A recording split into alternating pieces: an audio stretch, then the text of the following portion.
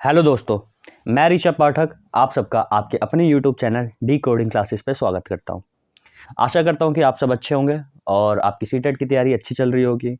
और अगर आप हमारे चैनल पे नए हैं तो आप हमारा चैनल सब्सक्राइब कीजिएगा। उससे पहले आपको हम बता दें कि अपनी इस वीडियो में हम आज 10 जैन 2022 के सीटेट जो भी हमारे पेपर हुए थे पिछली बार 10 जैन 2022 को, उसके मैथ्स के न्यूमेरिकल पोर्शंस डिस्कस करेंगे। इसी तरीके से हमने 8 जैन तक का वीडियो कवर करा रखा है। हमने अपने अलग से चैनल्स पे प्लेलिस्ट बना रखी है, आप वो जाके देख सकते हैं। इससे ज़रूरी आपको मदद मिलेगी, आपके पेपर में आपका स्कोर बूस्ट करने में बहुत ज़्यादा हेल्प करेगा। तो चलिए ज़्यादा समय ना लेते हुए हम अपनी वीडियो स्टार्ट करते हैं। तो आज का पहला क्वेश्चन है, तो पहला क्वेश्चन आपको स्क्रीन पे दिख रहा है क्या? इफ द 8 डिजिट नंबर, कोई 8 अंक की नंबर दे रखा है ये, और ये हमें बताना है ये कंप्लीटली 11 से कब डिवाइड होगी, और what will be the place of the ए का प्लेस बताना है कि ए की जगह कौन सा नंबर आ सकता है।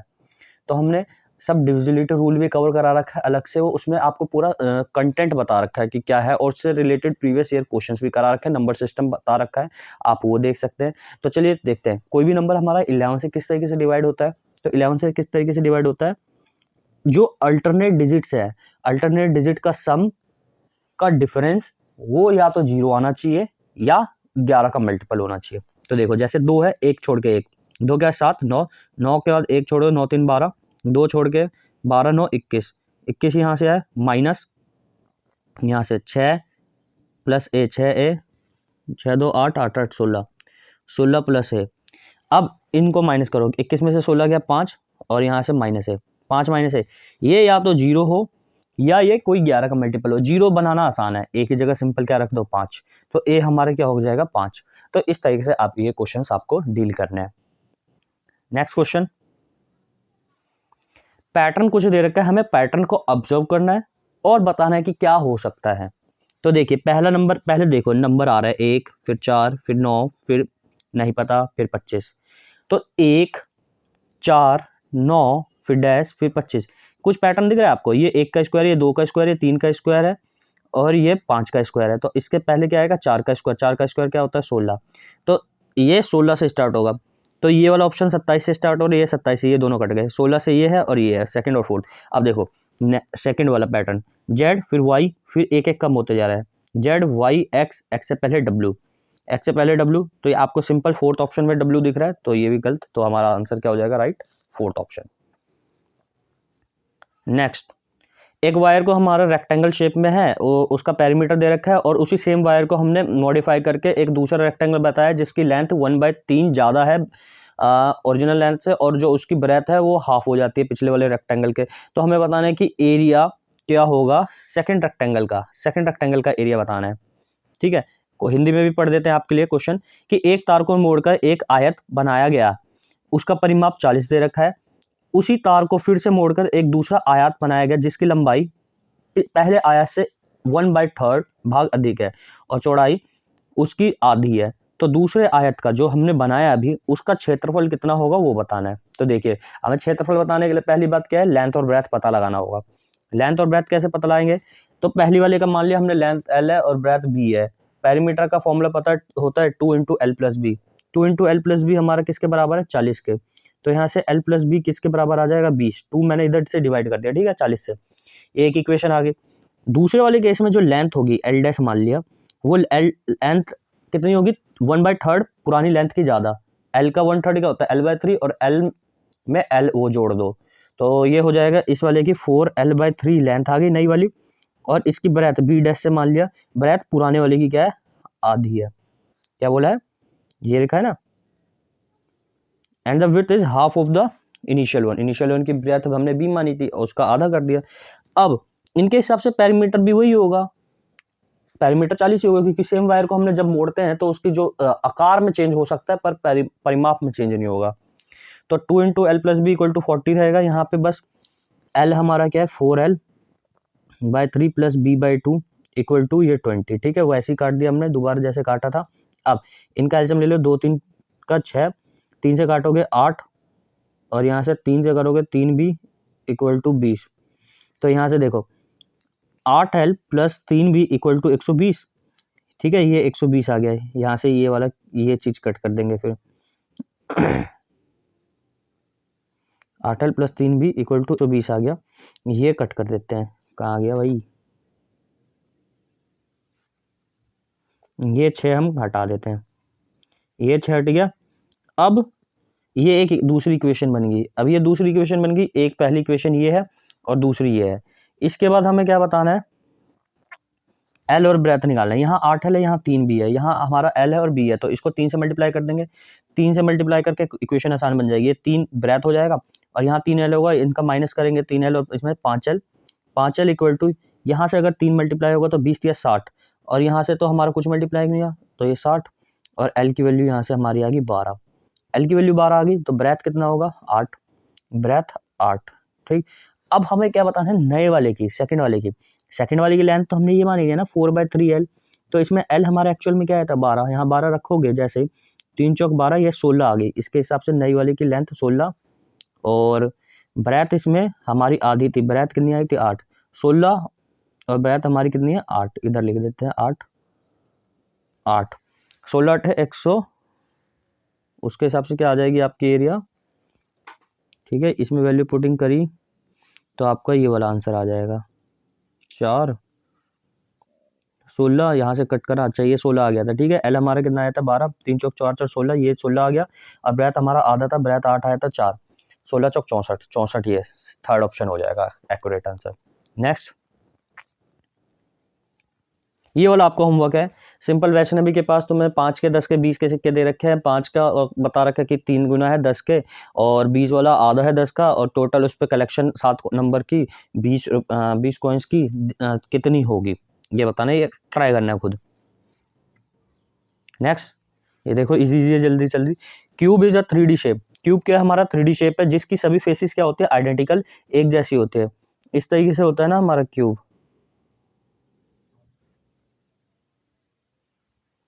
इस तरीके से क्यूब होता है, जोड़ देते हैं इसे लाइन ऐसे, ये जोड़ रही है। ठीक, ये हमारा क्यूब है, तो इसकी सभी फेसिस आइडेंटिकल है। फेसिस हमारी क्या होती है, ये वाली फेसिस होती हैं,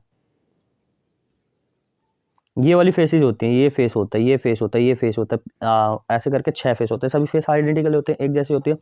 तो इसमें से और किसकी आइडेंटिकल हो सकती है, एक ही जैसे हो सकते हैं, क्यूबॉइड की, ट्रायंगुलर प्रिज्म, टेट्राहेड्रन, कोन। तो क्यूबॉइड, क्यूबॉइड भी क्या है, उसकी सभी फेसिस क्या होती है, आइडेंटिकल होती है, बाकी सब अलग अलग होता है। ठीक है, तो क्यूबॉइड का भी हमारा क्या होता है, सेम होता है। नेक्स्ट, हाँ देखिए ये वाला क्वेश्चन भी अच्छा है। कुछ हाइट्स मेजर करने के लिए बोली गई, 2 ग्रुप्स में बच्चों को डिवाइड किया गया। निर्मल जो है वो 8 सेंटीमीटर टॉल है दिनेश से, सीमा शॉर्टर है सैलमा से, दिनेश 2 सेंटीमीटर टॉलर है सीमा से। सीमा की SH से मान लिया, सीमा हमारी कितनी है x, और दिनेश कितना होगा फिर इससे 2 सेंटीमीटर ज़्यादा है तो x + 2। अब निर्मल 8 सेंटीमीटर बड़ा है दिनेश से, निर्मल n से मान लिया, ये 8 सेंटीमीटर दिनेश से बड़ा, तो इसमें 8 जोड़ोगे तो x + 10। अब इसके बाद हमें क्या बता रखा है, सीमा होगी, दिनेश होगी, सैलमा, और यहाँ पे देखो Dinesh is 2 centimetre taller than Seema, Seema is 4 centimetre shorter. Seema अगर छोटी है सेलमा से, तो सेलमा क्या होगी, इससे बड़ी होगी, तो सेलमा SL से मान लिया, ये x + 4 होगा। और इसकी एक्चुअल एज में सेलमा की 138 दे रखी है, ये 138 के बराबर है, ये 138 के बराबर है। ठीक है, 138 के बराबर है, यहाँ से x की वैल्यू क्या आ जाएगी, माइनस करोगे 138 में से 4 तो 134, x की वैल्यू 134। हमें बतानी किसकी हाइट है, निर्मल की, निर्मल की x + 10 है, तो 134 में 10 ऐड करोगे 144, तो सेकंड ऑप्शन इसका सही आंसर हो जाएगा। नेक्स्ट, नंबर दे रखा है 9,19,90,999, मतलब 9,19,90,99, क्या है इसमें से नंबर बताना है। तो 9 करोड़, पहले करोड़ में कितने जीरो होते हैं, 7, 9 करोड़ 19 लाख, 19 है ना, 19 ही, तो 9 करोड़ 19 लाख, 9 करोड़ 19 लाख 90,000, 9 करोड़ 19 लाख 90,000, 90,000 99, 90,000 99, ये नहीं होगा, 9 करोड़ 9 लाख 90,000 99, ये सेकंड ऑप्शन इसका हो जाएगा आंसर। नेक्स्ट, हमें कुछ स्टेटमेंट दे रखे हैं ट्रायंगल के बारे में। ट्रायंगल मतलब हमारा त्रिकोण के बारे में बता रखा है, त्रिभुज के बारे में, उसके में क्या क्या सही हो सकती है। कुछ ऑप्शन दे रखे, तो हमें बताना है सबसे एक्यूरेट कौन सा है। तो देखिए, which of the following statement is correct about the angles of triangle. Sum of all angle of a triangle is 360, गलत बात। Sum of angle of a scalene, scalene क्या होता है, जिसमें हमारी सभी साइड्स अलग अलग होती है, तो उसके ट्रायंगल का एंगल का सम वो छोटा होता है इक्विलेटरल ट्रायंगल। ना भाई, सभी ट्रायंगल में हमारे सम एक ही जैसा होता है। The sum of all scalene triangle is more than the sum of all equilateral, नहीं। The sum of all angle of a triangle is 180, हाँ ये सही हो जाएगा कि सभी ट्रायंगल में जो, तो कोई सा भी ट्रायंगल, उसका जो एंगल होता है उसका सम कितना होता है, 180। नेक्स्ट, एक शॉपकीपर है।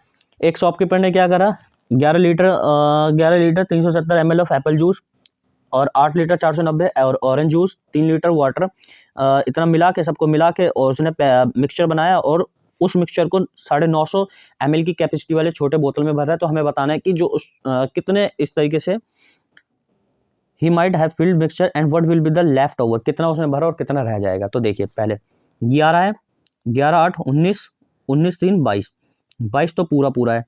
और यहाँ से देखो 370 490 और यहाँ से 150, 0 9 5 14, 14 7 21 1 2 2 3 5 5 4 9 1 10, ये 1 लीटर और बढ़िया, तो 23 और यहाँ से 10 हमारा रह जाएगा। ठीक है, तो इस 23 इसने पूरा पूरा भरा होगा और 10 ml रह गया होगा। तो ये ऑप्शन, सेकंड ऑप्शन इसका करेक्ट आंसर हो जाएगा। Next, which among the following is true. कुछ हमें स्टेटमेंट दे रखे, हमें बताना है इसमें से कौन सा सही है। 7 क्या फैक्टर होता है 91 का? 7 फैक्टर है 91 का, हाँ। मतलब अगर फैक्टर क्या होता है, जो उसको पूरा पूरा डिवाइड कर दे, विभाजित कर दे, उसे हम क्या कहते हैं, फैक्टर कहते हैं। फैक्टर हिंदी में बोलते हैं हम उसे, फैक्टर को गुणनखंड। ठीक है, तो 7 गुणनखंड है 91 का, हाँ भाई है, क्योंकि उसे पूरा पूरा डिवाइड कर देता है 13 पे। 13 मल्टीपल है 117 का, 13 मल्टीपल है 117 का ना, 13 मल्टीपल 117 मल्टीपल है 13 का, ये होती बात तो बनती, उल्टी बात कह रखी है। 21 मल्टीपल है 7 का, बिल्कुल सही। तो पहला और तीसरा हमारा सही हो जाएगा, ए और सी करेक्ट आंसर है, second option. Next, select the group of the letter that does not have the line of any line of symmetry. देखो, एक्स में तो है लाइन ऑफ सिमेट्री, तो ये नहीं होगा। पी में है कहीं, नहीं है। क्यू में नहीं है, ऐसे ऐसे नहीं है। आर में ना ऐसे ना ऐसे है, तो ये इसका सेकंड ऑप्शन हमारा सही हो जाएगा। ए में भी है, एम एन में भी है, ठीक है, ओ में भी है। तो हमारा इसका बताना था किस में नहीं है, तो सेकंड ऑप्शन हो जाएगा, पी क्यू आर में नहीं है। अगला क्वेश्चन अगला क्वेश्चन क्या कह रहा है कि मतलब 3 बच्चे हैं, 3 बच्चे ने अपना मतलब एक सर्कल के अराउंड घूम रहे हैं और उनको इतना इतना इतना टाइम लगता है। हमें बताना है कि आफ्टर हाउ मेनी मिनट्स, वो कितने मिनट और सेकंड के बाद they will have starting point together. इस तरह के क्वेश्चन में क्या करना है, एलसीएम ले लिया करो। एलसीएम ले लो आप, एलसीएम लोगे किसका, 99 154 और 126, 99 154 और 126, इनका एलसीएम ले लो। इनका एलसीएम लोगे 11 निम 99, 11 कम 11, 4 11 चौक 44, और 11 के टेबल में ये नहीं आता, 11 11 121 होता है, 126 ऐसे रहने दो। अब देखो 3 3 9, 14 ऐसे ही, 3 4 12, 3 2 6, 3 ऐसे ही, 3 1 3 14 और 3 14 जाओ, और यहाँ से 14, 3 3 और 99, 99 को 14 से मल्टीप्लाई करो। 99 को 14 से मल्टीप्लाई करेंगे तो क्या आएगा, 14 99, 9 चौक 36, 6 3 9 1 9 3 12, और यहाँ से 126 एज इट इज। तो ये आपका आ जाएगा 6 8 3 1 3 1386। टोटल क्या है, सेकंड। इसे क्या करना है, हमें मिनट में बताना है, तो 60 से डिवाइड करो। 60 से जब आप ऐसे डिवाइड करोगे, 60 दूनी 120, यहाँ से बचेगा 18, 60 दिया 180 और 6, तो 23 मिनट 6 सेकंड के आसपास।